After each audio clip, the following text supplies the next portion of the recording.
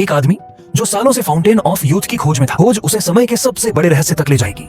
1970 में कई लोग इसे खोजने निकले थे, वापस नहीं आए। हॉपर अपनी रिसर्च के आधार पर एक रहस्यमयी गुफा के पास पहुंचा, लेकिन वह अकेले गुफा में चला गया कि वहां समय कुछ अजीब तरीके से काम कर रहा है।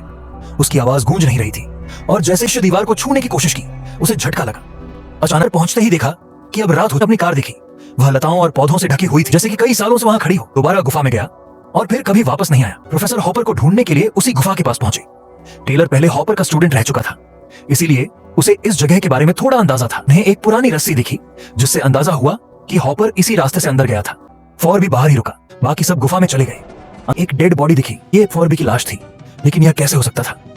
फॉरबी तो बाहर था। तभी उन्हें फॉरबी का एक कैमरा मिला। रिकॉर्डिंग में फॉरबी को कई दिनों तक बाहर इंतजार करते हुए दिखाया गया। जब उसे लगा कि उसके दोस्त वापस नहीं आएंगे, तो वह भी गुफा में घुसा। रस्सी टूट गई और वह नीचे गिरकर घायल हो गया। आगे बढ़ते हुए टेलर और जैकी को एक झरना मिला। ये हुए इंसान को भी जिंदा कर सकता था, लेकिन तभी पर से एक एलियन उतरा। आदि मानवों ने एलियन पर हमला किया। गलती से एलियन का हेलमेट टूट गया और वह सांस न ले पाने की वजह से मरने लगा।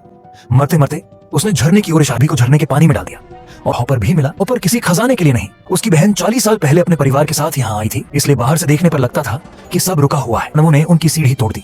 जैसे ही मास्क पहना, वह कुछ देर के लिए गायब हो गई। अब अपने आप ऊपर खींचने लगे। भविष्य में पहुंच चुके थे, एक स्पेस स्टेशन में थे। इसी के साथ यह रहस्यमयी कहानी